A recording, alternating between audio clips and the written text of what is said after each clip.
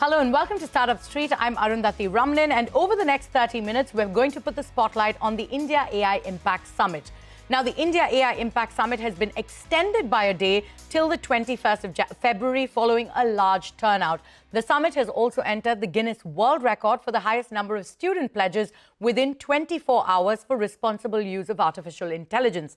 Union Minister Ashwini Vaishnav received the honour. Speaking to CNBC-TV18, Vaishnav said that venture capital firms have committed $17 billion for India's deep tech ecosystem. Over the coming 2 years, we can expect about $200 billion investment in the AI infra layer. And simultaneously, we can expect more than $17 billion in VC funding for the startups and deep tech, especially deep tech startups, in solutions, in applications, in the way AI would be used. Large language model developer Sarvam AI has unveiled its first homegrown foundational models that it says is tailored to India's languages and culture. The Bangalore-based company announced two models at the AI Summit in New Delhi, Sarvam 30B and Sarvam 105B. These models are built to be used through voice commands and are accessible in 22 Indian languages. So we have been releasing models already, which do very well on Indian languages. We are far ahead of other models in terms of the nuances that language brings in, and India is, of course, a hard benchmark in terms of AI for languages. But the other thing is, we also want to be super competitive on other tasks, like, for example, math and programming and calling tools, etc. So we want to build for all of that, but Indian language is a specific focus. We will see a lot of job displacement happen. That's the word coming in from Coursera CTO Mustafa Furniturewala. In a conversation with CNBC-TV18's Ashmit Kumar at the AI Impact Summit, he adds that AI will change a lot of roles, but make them more productive. I think one of the things, if you just step back, is to understand that, there is a lot of job displacement that's about to happen, right? And at the same time, India is at a place where about 20% of the workforce is in the AI. If you look at the global workforce of AI talent, 20% is in India. And that's the opportunity. The challenge is, as you mentioned, there's a lot of job displacement. Sure. But one of the key things with the job displacement that's happening is that the AI skills are not very relevant or impactful without the domain skills. I see this even at Coursera when, with the engineering team or with the different functions, is when we have domain experts that work with AI, that's when they're the most productive versus just using AI skills. And we see this with training as well, right? When we're rolling out training programs, yes, the AI skills are absolutely important, but that goes with the cybersecurity skills, that goes with the cloud skills. Okay. So I think AI is going to change a lot of roles, change a lot of jobs. They're going to make it more productive. I think people will be able to automate a lot of the mundane tasks that they do in all of these roles. And it opens up a lot of space for these roles to work on the more strategic aspects, overall making us all more productive. So the key thing is actually going to be how do we enable all these roles on AI versus getting displaced by AI. So if not replacement, would you use the word disruption, that is certainly coming, especially as far as low-skill tasks, low-complexity tasks are concerned? Yes, disruption is definitely coming, and it's already happening to a certain extent with a lot of different roles. Okay. And for that, it's a couple of things are important, right? So one is, what do you learn to make sure that you enable your role with the right skills, right? Okay. And that's where curation is going to be really, really important. Sure. We have this thing called verified skill paths at Coursera, which helps you for every single function have a skill path to gain those right skills for your role, right? And then the other aspect of it is how do you verify whether you've gained those skills so that you can be successful in your job. So yes, the disruption is definitely here, but I'm excited about how we can do upskilling, reskilling at scale to counter that disruption. Let me talk about a couple of challenges as far as the India market is concerned. The second largest for you in terms of learners. Can you tell us how big of a challenge is it when you have as many languages being spoken here? And is that a hurdle that AI agents perhaps are likely to be able to help with? Is that something that you're seeing going forward? Yeah, so we're seeing a large amount of enrollments from India. It's our second largest country in terms of number of enrollments. We see about 4 enrollments per minute, and it's growing every year in Gen AI content, right? In terms of the diversity of languages, the dubbing example that I gave is very relevant here because we are able to use technology to get to a more diverse set of audience and get through those barriers of language for learning. So we've never been more excited than today because AI is really an accelerant to getting through that barrier that's been hard in the past. In conversation with CNBC-TV18's Shruti Mishra, Rohan Nayak, the CEO of Pocket FM, says that AI has helped boost content creation across platforms. He also puts the spotlight on AI adoption by Indian consumers and Pocket FM's new AI-driven platform. I feel we're just getting started. So as you know, Pocket FM is an audio series platform for bingeable episodic fiction. But what we really have been doing is expanding the TAM for storytelling. A creator today, a writer today, using our AI suite, can convert their raw ideas, just anything, a raw idea, into a structured episodic fiction story, and then convert that story into a fully dramatized audio series, all with AI. With, from, conceptualization of the story to planning the story to even like high quality AI voice to sound design, background score. And what that has done over the last 1 year is that we have seen over 300,000 creators produce with these AI tools. And not just, and the interesting thing is, these are first-time writers. Okay. So think of it like that, there are so many people who have ideas, but they don't have the time or the know-how to produce it into a high-quality story.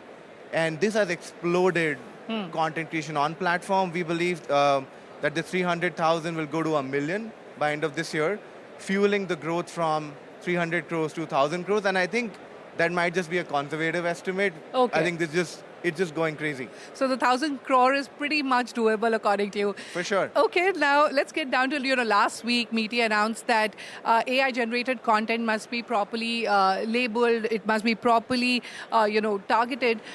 How are you going to comply with this technically and operationally? I mean, we're already complying in a way, and our teams are working on it to label every AI-generated story. So I think, I agree with these rules, and we should tag any AI-generated content as AI. So we're already doing that. But do you think this will affect users in some sort of a way when, and how are you going to, are you going to put this right at the beginning of the audio series, or, how are you going to play this? And do you think consumers are sort of not going to like it when they hear it? To be honest, I've been surprised by the adoption of Indian consumers towards AI content. I mean, a lot of times users instinctively sometimes know, but I don't think it'll matter that much. Okay, all right. You're now evolving from Pocket FM to Pocket Entertainment. So take us through the vision there. And when it comes to AI integration, are you primarily chasing cost efficiency, hyper-personalization, or you're looking at completely new storytelling formats? Yeah, I mean, all of them. Okay. So, for instance, I think we believe that as content production, the cost of high quality content production is almost going down to zero. Even not just audio, I mean, even video. So for us as a platform, if you think about, we're in the business of finding great stories. So if we have a great story, audio should not be the only destination. Yeah. It should also go into video and other formats. So that's the shift from Pocket FM to Pocket Entertainment. We'll be launching an AI video platform in the next 3 months. On that note, it's time for us to take a short break. But coming up, the India AI Impact Summit highlighted the growing role of artificial intelligence in the real business world, especially for Indian startups. CNBC-TV18 spoke with several startups that are shaping the future of AI. Stay tuned.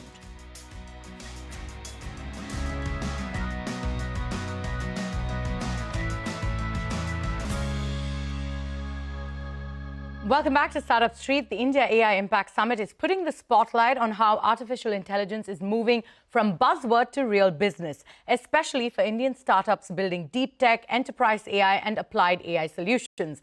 The summit is bringing together founders, investors, global tech leaders, and policymakers, helping startups access capital, partnerships, and real deployment opportunities, not just conversations. Billions of dollars in potential funding and collaborations are being discussed across sectors like health, finance, mobility, and manufacturing, giving Indian AI startups a serious global platform. platform. CNBC TV18's Aishwarya Anand caught up with a host of AI startups that are already using this technology to solve everyday problems and build scalable real-world products. Take a look. BharatGen is not just about models, because sovereignty is not just about models. We think a lot about the whole AI ecosystem and how do we raise that AI ecosystem. And I'll give you a few examples. We have a partnership with 9 academic consortium members and institutes. And we partner with them to do deep technical research. And that research is published in the top journals around the world. You can't build AI without that deep technical depth. The other thing we do is you can't build AI without the builders.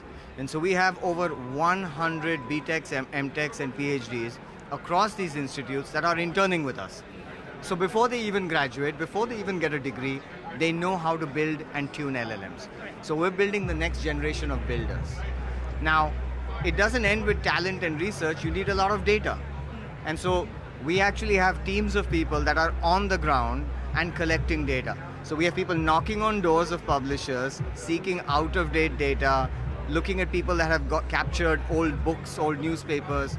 We're actually going and digitizing that, and we're bringing that in. I'll give you an example.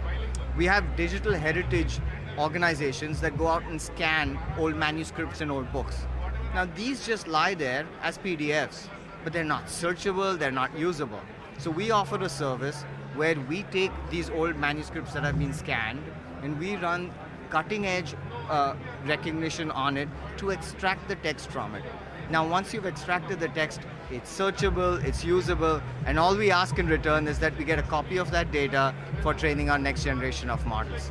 So you see that models are just one thing that we do. There's a whole lot more that needs to be done to raise India's AI standards. All right. Professor Ganesh, coming to you now. You're launching a 7B multilingual foundation model here. How many Indian languages are we realistically talking about, and how production ready is it now?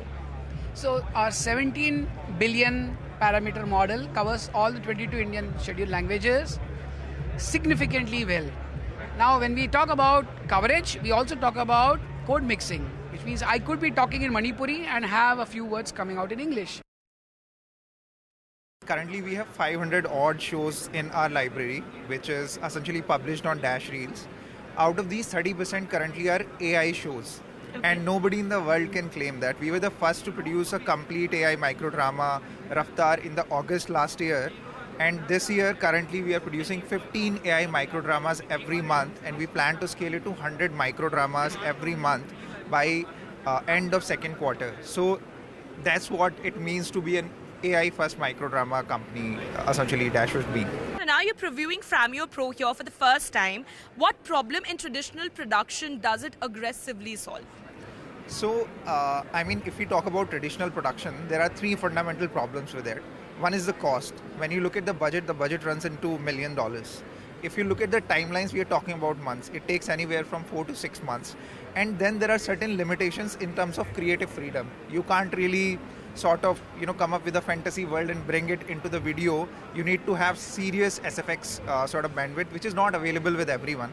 So these are the 3 predominant limitations with the traditional production system, which we are solving using Framio Remix.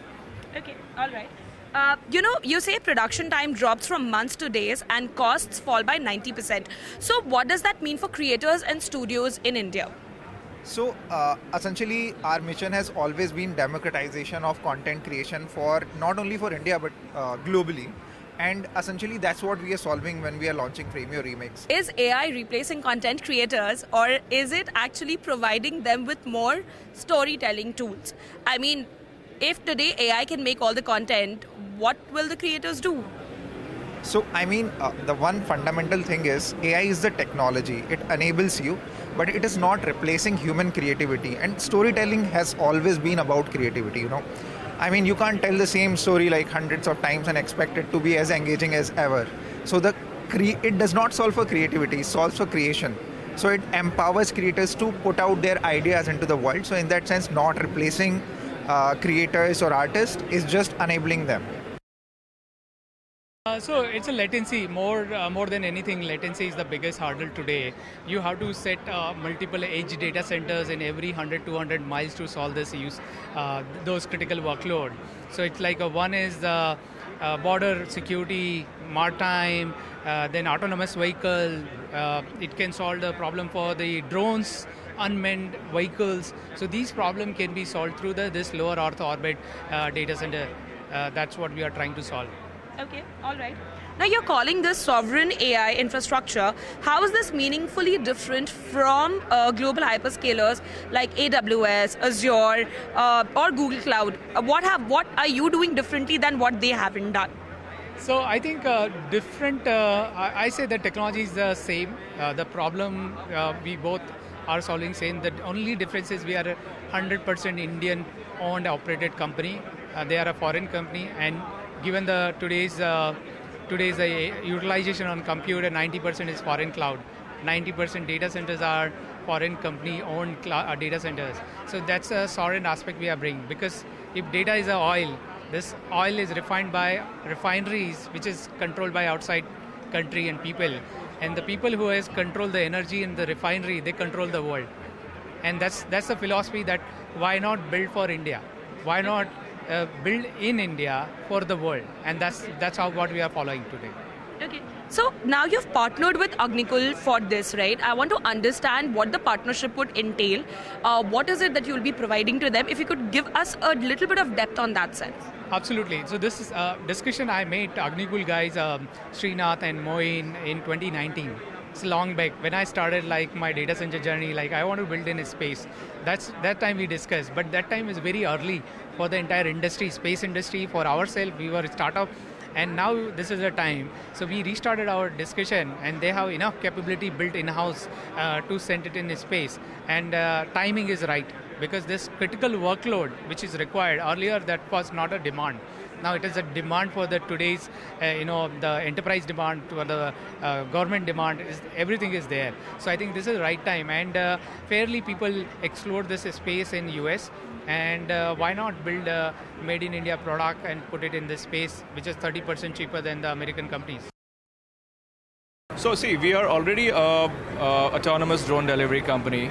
We have already made about 3.6 million deliveries in the past 2.5 years, saving about 1,000 tons of carbon emission, and largely doing this in Gurgaon, now taking to Bengaluru and things like that. At the India AI Summit, we wanted to make a difference in the world of physical AI. So what we wanted to do is we have brought in two partners with us, Arrive AI, which is building these smart mailboxes which are there, which are capable of receiving the packages. We still utilize this infrastructure in certain few pockets that we have installed and residential townships and things like that, which are essentially there. But we have also introduced autonomous rovers into the whole picture, where everything, so the drone, the pod, and the rover are in sync with each other, and it creates an asynchronous end-to-end delivery without the man in the loop. So we removed the man from the loop, where the rovers are going and doing the last 50 meter, 100 meter sort of a delivery to the doorstep, and everything is working in a sync, ensuring that the product is delivered within 10 minutes, and at the same time, this is world's first. Okay. Help me also understand this, that safety and regulations are always key concerns in drone logistics, right? How critical is Sky UTM, your AI-powered air traffic management system, in making large-scale urban drone delivery actually viable? It's super critical from the fact that when you're flying a drone, you need to understand that there are a lot of nuances, a lot of things which can go wrong, right? Especially on the infra side of it. You have wires hanging around the building, you have lots of other issues, you might have a different amount of people flying different drones, kites, anything, any nuances can be there, and even a second of a delay to adjust things is going to result in a chaos and result in an incident. So Sky UTM becomes the platform which is helping the drones navigate safely. It is helping the drones and the drone operator understand which are the obstacles which are there, where you can fly, how can you be a compliant authority and compliant operator to fly in authorities in geographies which are typically allowed for you to fly. And with that, it is a wrap on this special edition of Startup Street. More news and updates coming up on the other side. Stay tuned.